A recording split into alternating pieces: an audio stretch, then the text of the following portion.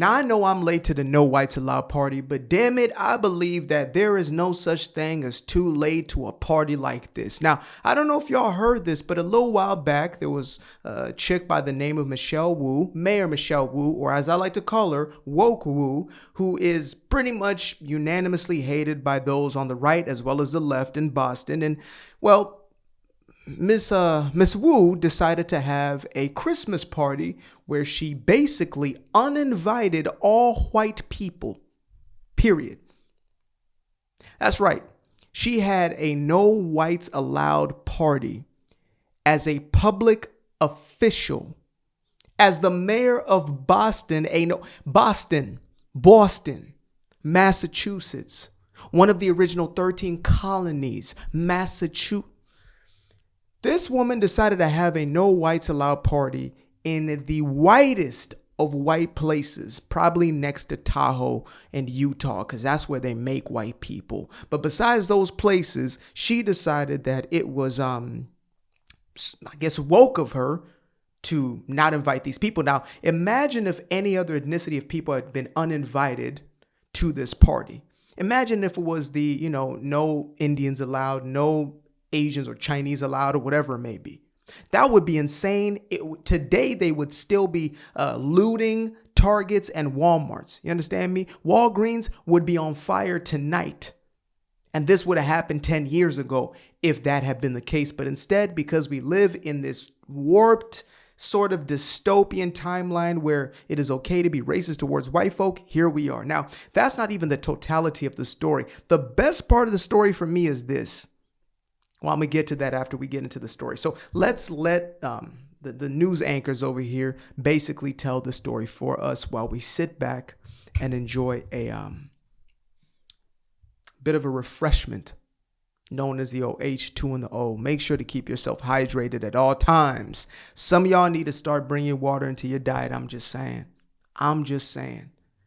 You run off of carbons and fuels and all sorts of emissions, but you ain't got no water in your system. So go ahead, get that, and let's get into this. So no invite if you are a white person in Boston. The mayor there is Michelle Wu. She's facing backlash over her holiday party exclusively for, quote, electeds of color.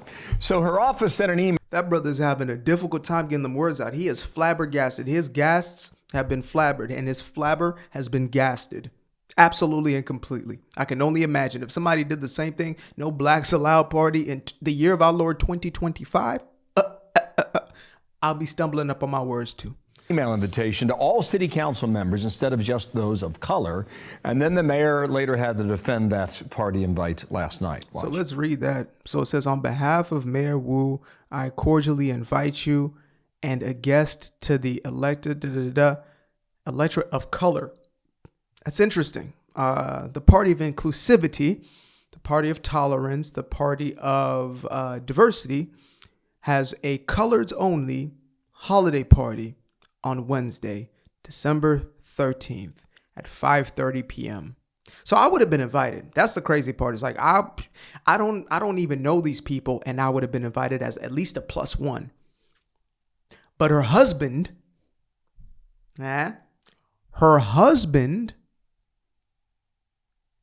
would not have been invited to that party because her husband is indeed a white man. Woke in the streets, colonized in the sheets. Given some of the strife that exists, though, in this council, are you concerned this lends itself at all to further divisiveness? No, I mean, again, this is a group that has been in place for many, many years. We want to be a city where everyone's identity is embraced and that there are... That's a lie. That's an absolute lie from the pit of hell. If you are a conservative, you are a Republican, you are white, you have no place around them. As a white liberal woman, you likely would have made your way in depending on how much you bow the knee to the idol known as Beelzebub himself. Yeah. But besides that, you're white, you're not getting in. As the email literally explicitly said, if you are straight, you're going to have a difficult time. Even as a black man, probably have a very difficult time, especially nowadays. It's gotten very competitive when it comes to like what's woke enough, right? I mean, even her, She's a little more leaning towards whiteness nowadays because, once you become more successful, once your people actually start to assert themselves, etc., you're no longer considered to be the oppressed. Instead, you're now the oppressor. So you, Miss Woke Woo, would not be included in that group in the year of our Lord 2025. Likely it's become very competitive. If you pin a piece on you, a man piece on you, you probably have the best odds right there. You know what I mean? Get yourself a little disability, pack on a couple 100 pounds, you're right there. You're right back at the party with everybody else. Spaces and communities that we can help support. Okay, all right, so we embraced Tarloff and Tyrus. I should say, minutes later, someone from the office sent an email out. This is what it read. I want to apologize for my previous email regarding a holiday party for tomorrow. As I say, you're not mad you did it, or you're not sad you did it. You don't regret you did it. You regret that you got caught. That's it. Did send that to everyone by accident. I apologize if my email may have offended or came across as so. Sorry for any confusion this may have caused. But basically, it still is like if you're white, you're not invited. And if this happened at any company in America, what would the HR department say then? In the modern day and age, the HR department would say, I agree. And it would be a white woman who's not invited to the party who would say exactly that. Because these corporations are gone woke as hell, boy. Same thing that I'm saying right now. You need to resign. This is the most disturbing thing. Is the apology is for getting caught. That's yes, the biggest. that's exactly what I said. Red That's flag. exactly what I said. And then said. one question on it was like, we want to make sure there's a safe place for everybody, unless of course you're white, because you're not welcome at a Christmas party. Your constituents are not just people of color. They're white people that have voted you in. But when you do this, you don't look at the consequences. And you're not just supposed to represent the one group. It's like you become the president of the United States. A huge problem that the left has when somebody gets in office, especially Republican, etc., is that they don't pander to a specific group. Because the left love panderers. They love to hear black woman, who's for black woman, who's for women only. They love that nonsense. But the reality is you're supposed to be the president for all people. You're supposed to be the mayor, the governor for all people. The entire state, even those who do not support you, which is actually something that solidified the Trump vote for me. When he said, even though I know they don't like me over there, and frankly, I don't like all of them, I'm going to be the president for Americans, which means the ones who are here, whether you voted for me or not, I am still going to do what is best in your best interest. You will benefit off of the things that I do. Simple as that. Whereas here, she is literally excluding, I bet you, a majority of her own voter base, let alone the actual population. Unless Boston has gotten so woke, has gotten so far left that there are no white folk left there. Last time I checked, it's one of the whitest cities in America. I'm talking about pigment-wise. You understand me? The sun doesn't need to come through there very often for the people to be okay, if you understand what I'm saying. So, yeah.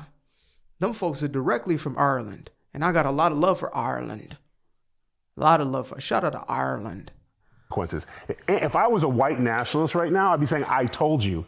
See, this is what happens. They are after us. All the negative stuff that you see on the extreme sides of things, this is the same thing. The only difference is because it's white people, and white people allow this BS to go down. If I was a white person as her staffer, I'd quit. I'm not working for someone like that. Yo, if she's that a happened, racist. if me and Jessica had a talk. Well, she's a sad excuse for a racist. A sad excuse. Let me see if I can find this. Let me see if I can find this for y'all. Okay.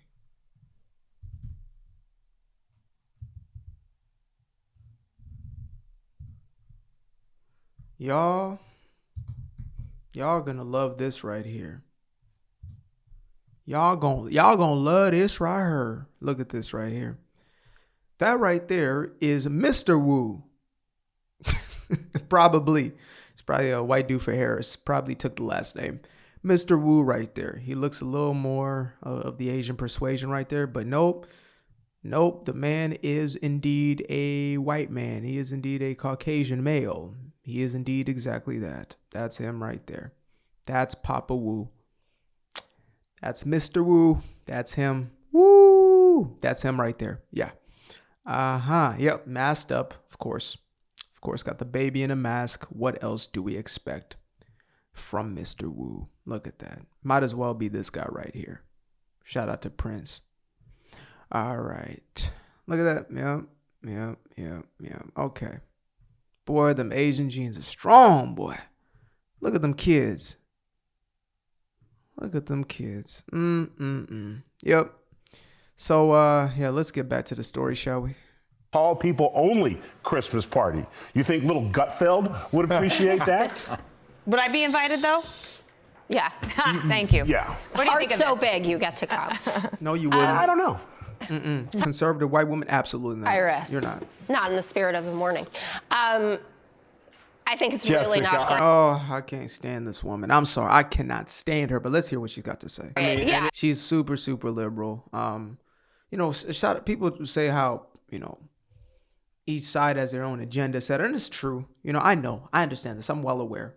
But at the very least, I can say this, and this is coming from somebody who was told not to watch Fox, and I literally did not watch Fox until probably 2018, 19-ish, feeling comfortable doing so. Beforehand, I thought it was the damn devil, okay? CNN was the truth, and Fox was the devil. Simple as that. But, they're willing to have fools on there like this one right here, who makes no sense half the time, but they want at least some sort of a balanced conversation.